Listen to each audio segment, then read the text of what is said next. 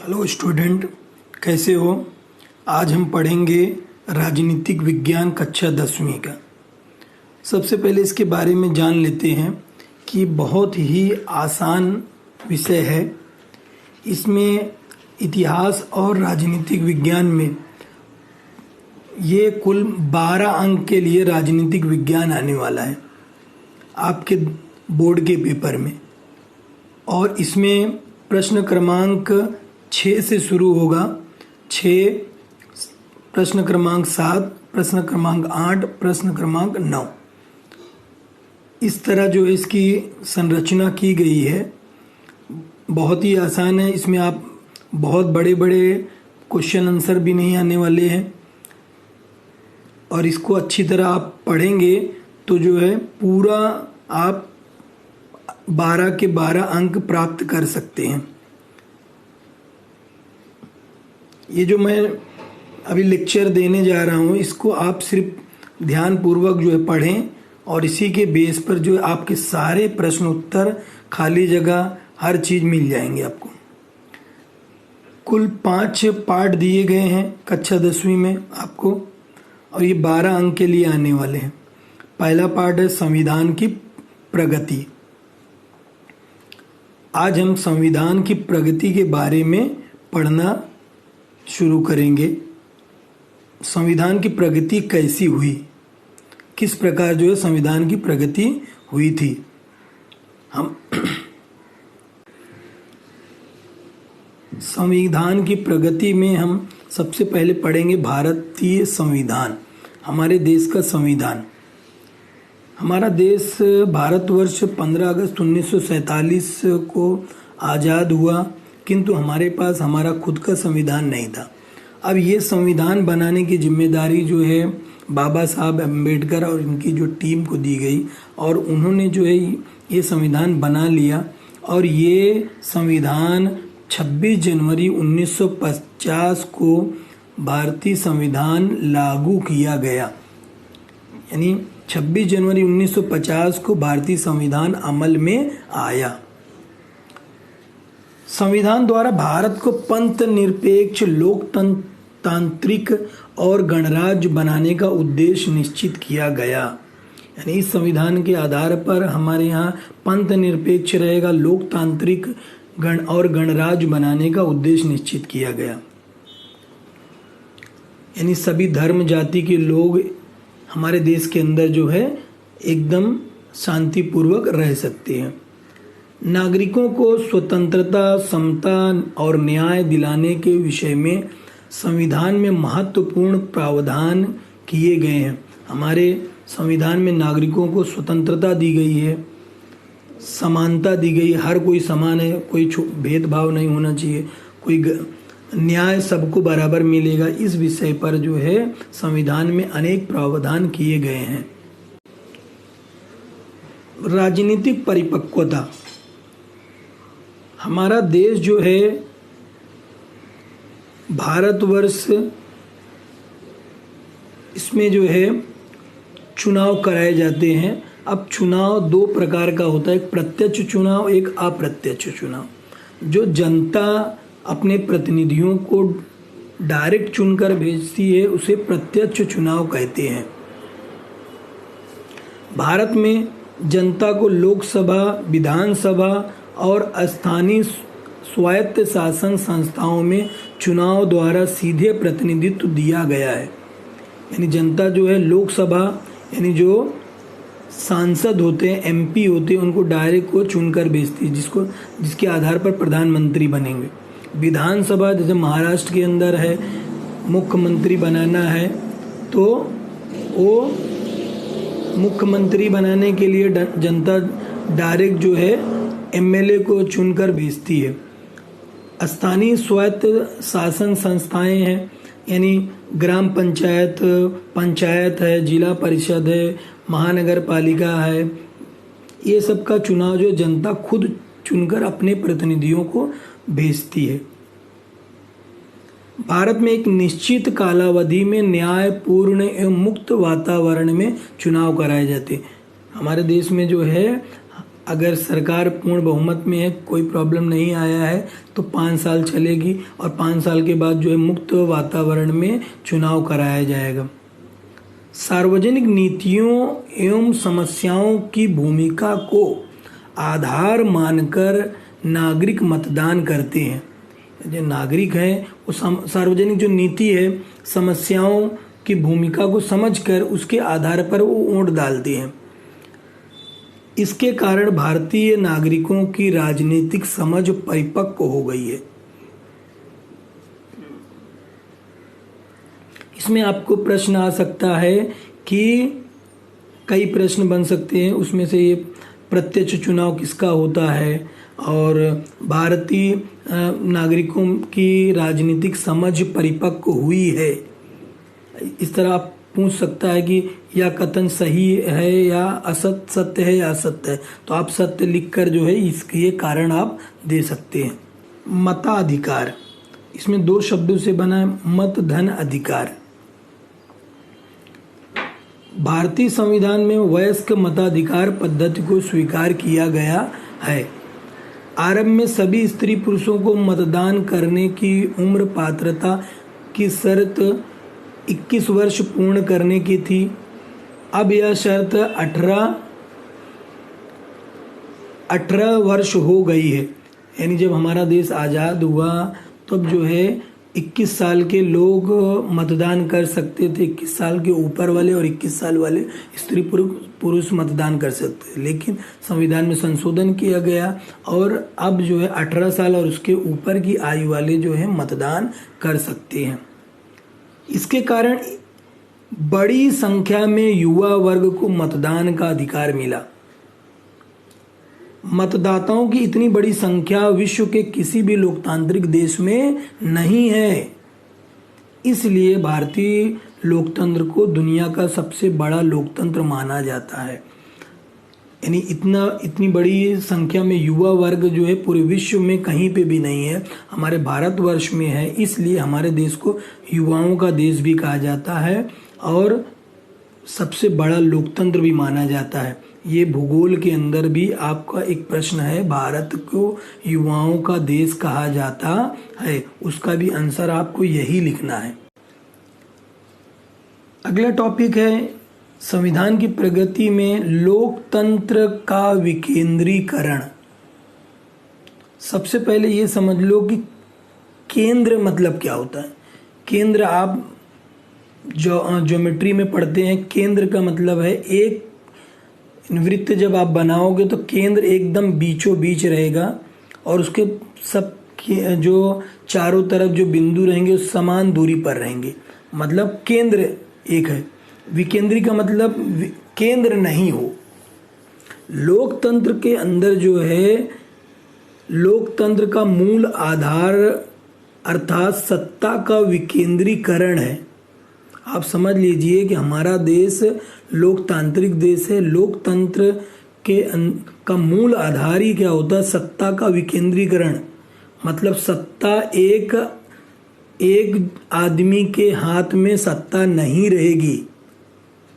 हमारा देश जो लोकतांत्रिक देश है, सत्ता एक आदमी के हाथ में नहीं है। हमारे यहाँ ये एक आदमी के हाथ में कहाँ रहेगी? जहाँ पर लोकतंत्र नहीं रहेगा, जहाँ राजा का हुक्म चलता है। राजा जिस तरह राजा बोल दिया वो फाइनल हो गया, इस तरह नहीं है हमारा देश। भारत में सत्ता का केंद्र सरकार, राज्य सरकार और स्थानीय शासन संस्थाओं में विभाजन किया गया है।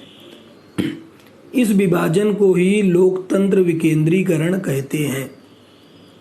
जो हमारा लोकतांत्रिक देश है, भारत में केंद्र सरकार है, राज्य सरकार है और स्थानीय शासन संस्थाओं में विभाजित किया गया है। यानी इनके सबके अधिकार दिए गए हैं, उसके आधार पर ये काम पूरे भारतवर्ष में चलेगा। इसी विभाजन को क्या कहते हैं? लोकतंत्र विकेंद्रीकरण कहते हैं। विकेंद्रीकरण के कारण सत्ता के दुरुपयोग पर प्रतिबंध लगता है। यानी विकेंद्रीकरण है इसीलिए सत्ता के दुरुपयोग पर प्रतिबंध लगता है। इसी प्रकार सामान्य जनता को सत्ता में सहभागी होने के अधिक अवसर मिलते हैं। यानी इसी कारण जो है सामान्य जनता को सत्ता में सहभागी होने के अधिक अवसर प्राप्त हो जाते हैं। सूचना का अधिकार, राइट टू इंफॉर्मेशन 2005। अब ये सूचना का अधिकार क्या है? राइट टू इंफॉर्मेशन यानी हम क्या कर सकते हैं, ये 2005 में सरकार ने नागरिकों को सूचना का अधिकार दिया। सरकार द्वारा किए गए व्यवहारों की सूचना जनता तक पहुंचाने के उद्देश्य से भारतीय नागरिकों को सूचना का अधिकार दिया गया। यानी सरकार के द्वारा जो व्यवहार किए जाते उसकी सारी सूचना जनता को मिलनी चाहिए, इसके उद्देश्य से भारतीयों को सूचना का अधिकार दिया गया है। Right to education, right to information की वजह से यानी सूचना के अधिकार के कारण अगर सरकार जो काम कर रही है उसकी सारी सूचना हम सरकार से मांग सकते, कोई भी आम आदमी जो है मांग सकता है, उसको सरकार को बताना जरूरी होगा। ये हम अभी 2005 से लागू हो गया था।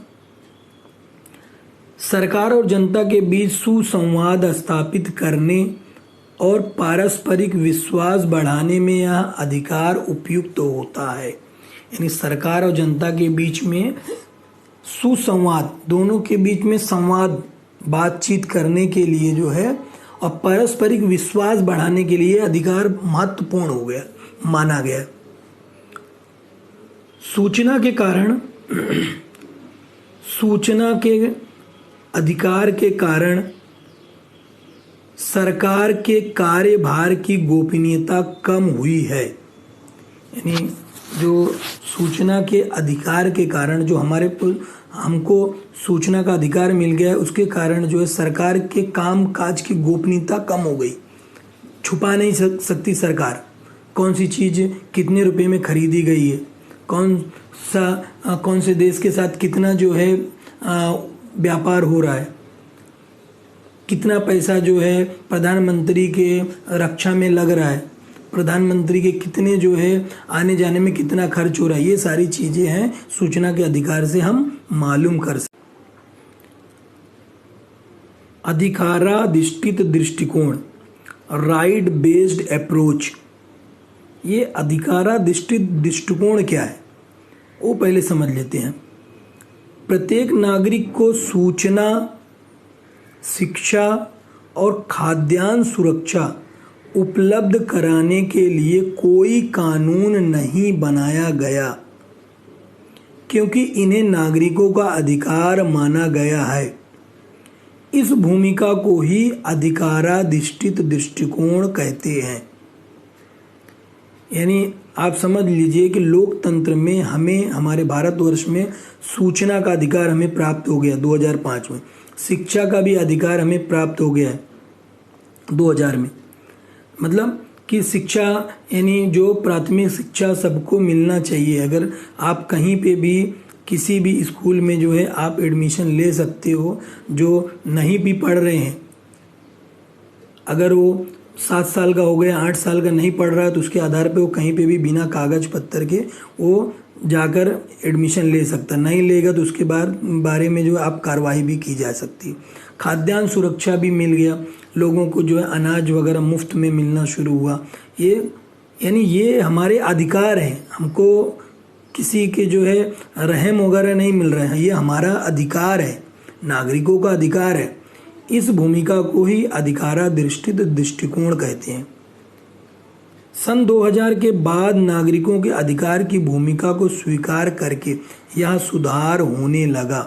2000 के बाद जो है नागरिकों के अधिकार की भूमिका को स्वीकार करके यह सुधार होने लगा। संविधान की प्रगति में जो है हम पढ़ेंगे सामाजिक न्याय को पुनर्स्थापित करने का अर्थ, व्यक्तियों पर होने वाले अन्याय के कारणों को दूर करना। यानी जो व्यक्तियों पर अन्याय हो रहा है उनके कारण को दूर करना है। तो कारण दूर हो जाएगा तो व्यक्तियों पर अन्याय नहीं होगा। दूसरा है जाति, धर्म, भाषा, जन्म स्थान, लिंग, संपत्ति आदि पर आधारित श्रेष्ठता कनिष्ठता का भेदभाव न करते हुए सबके साथ समान व्यवहार करना। यानी हमारे संविधान में ये है कि जाति, धर्म, भाषा, जन्म स्थान, लिंग, स्त्री है, पुरुष है, ट्रांसजेंडर है, ठीक है, तो इसमें कोई भेदभाव नहीं करना है। संपत्ति किसी के पास बहुत ज़्यादा है तो इसमें भेदभाव नहीं हो सकते, बहुत अमीर है, गरीब है, इसका भेदभाव ना करते हुए सबको समान व्यवहार करना है। सभी को विकास का अवसर देना है, यानी हर प्रत्येक भारतीय नागरिकों को विकास का अवसर देना है। ये सामाजिक न्याय है। सामाजिक संघर्ष कम करने के लिए किए गए प्रयत्न, यानी जो सामाजिक संघर्ष है उसको, समाज के अंदर जो संघर्ष निर्माण हो रहा है उसको कम करने के लिए कौन कौन से कदम उठाए गए हैं हमारे भारतीय संविधान में। पहला है अनुसूचित जातियों तथा जनजातियों के लिए शिक्षा और सरकारी नौकरियों में आरक्षण। अनुसूचित जो जाति है, ठीक है, अनुसूचित एसटी जिसको बोलेंगे, एसटी और एनटी जो है जनजाति है, छोटी जाति के जो लोग हैं उनके साथ उनको जो है शिक्षा और सरकारी नौकरियों में आरक्षण दिया गया है। शिक्षा में भी जब उनके कम अंक भी रहेंगे तो उनको जो है, ताकि वो भी, उनका भी भरण पोषण हो जाए, वो भी हमारे जो दूसरे वर्गों के साथ कंधे से कंधा मिला के चल सके, उसके लिए उनको शिक्षा और सरकारी नौकरियों में रिजर्व सीटें दी गई हैं, आरक्षित जगह दी गई है। पिछड़ी जातियों पर होने वाले अत्याचार संबंधी प्रतिबंधक कानून बनाए गए हैं, यानी जो पिछड़ी जातियां उन पर जो अत्याचार हो रहा है उस पर संबंधित कानून बनाए गए हैं। अल्पसंख्यकों के अधिकारों का संरक्षण किया गया। हमारे देश में जो अल्पसंख्यक लोग हैं, अल्पसंख्यक क्रिश्चियन है, पारसी है, मुस्लिम है, यहूदी है, और जो कम है, यानी हमारे देश में जो उनकी तादाद जो है उनकी कम है, उसको जो है उनके अधिकारों का भी संरक्षण किया गया है। महिला सक्षमीकरण और प्रतिनिधित्व के विषय में भी प्रावधान किए गए हैं। महिलाओं को ताकतवर बनाने के लिए, उनके और उनका जो प्रतिनिधित्व बढ़ाने के लिए लोकसभा।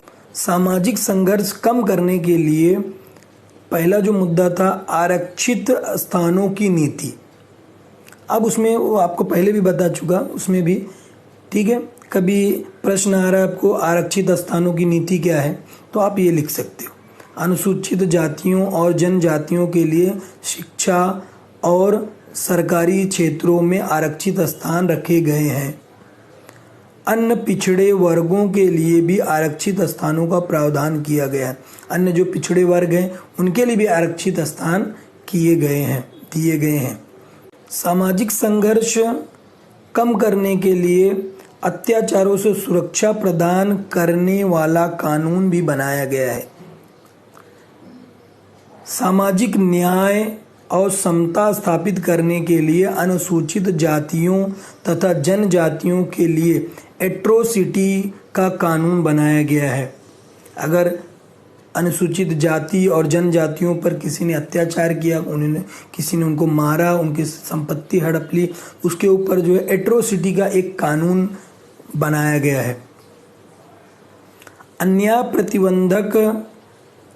प्रतिबंधक कानून में अनिवार्य शिक्षा का प्रावधान किया गया है। जो अन्याय प्रतिबंधक कानून बनाया गया है उसमें जो है लोगों को जो दंड देने का प्रावधान बनाया गया है। सामाजिक संघर्ष कम करने के लिए अल्पसंख्यक संबंधी प्रावधान भी किए गए हैं। जो अल्पसंख्यक लोग हैं उनके बारे में प्रावधान दिया गया है कि वो किस तरह हमारे भारतवर्ष में अच्छी तरह रह सकते हैं। अल्पसंख्यकों की भाषा, संस्कृति, लिपि, धर्म, अधिकारों की रक्षा और उनके विकास के लिए संविधान में इस वर्ग के लिए अनेक प्रावधान किए गए हैं। जो अल्पसंख्यक हैं, आपको पहले भी बता दिया अल्पसंख्यक कौन, भाषा की, संस्कृति की, उनकी लिपि की, उनके धर्म की, अधिकारों की रक्षा और उनके विकास के लिए जो है संविधान में अनेक प्रावधान किए गए हैं। अल्पसंख्यकों को शिक्षा और रोजगार के अवसर देने के लिए योजना बनाई गई है। अल्पसंख्यकों की शिक्षा और रोजगार, उनको शिक्षा में साथ में पढ़ सके और उनको रोजगार के अवसर देने के लिए भी योजनाएं बनाई गई हैं। अल्पसंख्यकों के मूलभूत अधिकारों का संरक्षण करने के लिए कानून बनाए गए हैं। उनके मूलभूत जो अधिकार हैं उनका संरक्षण करने के लिए भी कानून बनाया। सामाजिक संघर्ष को कम करने के लिए महिला संबंधी कानून भी बनाए गए हैं। ये इसलिए बनाया गया कि ताकि महिलाओं को सक्षम बनाया जाए और उनके पर हो रहे अत्याचारों को दूर किया जा सके। यानी स्वतंत्रता, यानी भारत देश की जब हमारा आज़ाद हुआ उसके बाद जो है ये सब कानून बनाए गए, और ये चीज़ आप 9th में भी इतिहास में पढ़ चुके हैं, पहले दूसरे पार्ट में। पिता और पति की संपत्ति में महिलाओं का समान हिस्सा। आज जान लीजिए, जो स्टूडेंट हैं समझ लें कि पिता और पति की संपत्ति में महिलाओं का समान हिस्सा होता है। दहेज प्रतिबंधक कानून बनाए गए। दहेज लेना देना दोनों अपराध है। लैंगिक अत्याचार से सुरक्षा देने वाला कानून, यानी स्त्रियों पर जो अत्याचार होने वाला जो कानून है उस पर भी कानून बनाया गया। घरेलू अत्याचार प्रतिबंधक कानून, घरेलू अत्याचार पर भी प्रतिबंधक कानून बनाए गए। भारतीय लोकतंत्र को सक्षम बनाने के लिए महिलाओं का प्रतिनिधित्व बढ़ाया गया। यानी महिलाएं जो है हर फील्ड में, हर क्षेत्र में कंधे से कंधा मिलाकर चल सके, रह सके, काम कर सके, उसके लिए जो है भारत में संविधान में संशोधन किया गया। 73वें और 74वें संविधान संशोधन द्वारा स्थानीय शासन संस्थाओं में महिलाओं के लिए 33% आरक्षित स्थान रखे गए। यानी जो संविधान की धारा 73 और 74 में संशोधन किया गया और स्थानीय शासन संस्थाएं, आपको बता दिया मैं, ग्राम पंचायत, पंचायत, जिला परिषद, नगर पालिका, महानगर पालिका में जब भी चुनाव होंगे उसमें 33% जो है स्थान महिलाओं के लिए रखे गए हैं, महिलाओं के लिए रखे गए हैं। महाराष्ट्र सहित 15 राज्यों में स्थानीय शासन संस्थाओं में महिलाओं के लिए 50% स्थान आरक्षित रखे गए हैं। महाराष्ट्र में और 15 राज्य और ऐसे हैं जिसके अंदर जो है महिलाओं को जो 50% आरक्षण स्थान दिया गया है। हमारे महाराष्ट्र में भी दिया गया है 50%। महिलाओं पर होने वाले अत्याचार के उन्मूलन के लिए राष्ट्रीय और राज्य महिला आयोग की स्थापना की गई है। यानी जो महिलाओं पर अत्याचार हो रहा है उसको खत्म करने के लिए राष्ट्रीय महिला आयोग और राज्य महिला आयोग की स्थापना की गई है। महिलाओं का प्रतिनिधित्व लोकसभा में दिन पे दिन बढ़ रहा है। जो पहली लोकसभा थी उसमें 22 महिलाएं चुनकर आई थी। 2014 के लोकसभा चुनाव में ये 66 महिलाएं लोकसभा में चुनकर पहुंची। 2019 यानी जो वर्तमान समय में लोकसभा है उसमें 78 महिलाएं पहुंच गई हैं। लोकसभा में महिलाओं का प्रतिनिधित्व बढ़ाने पर महिलाओं पर होने वाला अन्याय दूर होगा और देश की निर्माण प्रक्रिया में उनका सहभाग बढ़ेगा। इस तरह जो है लोकसभा में महिलाओं की संख्या बढ़ेगी तो महिलाओं का प्रतिनिधित्व भी बढ़ेगा और उन पर होने वाले अत्याचार भी।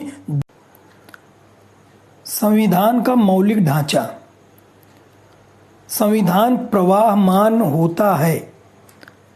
उसका स्वरूप किसी जीवित दस्तावेज की तरह होता है। मतलब संविधान जो है हमारा वो प्रवाहमान है। जिस तरह नदी जो है बहते रहती है और आगे बढ़ते रहती है, परिवर्तन करते रहती है, उसी तरह हमारा संविधान भी प्रवाहमान है, अर्थात ये जीवित दस्तावेज है। परिस्थितियों के अनुसार संविधान में परिवर्तन करने पड़ते हैं।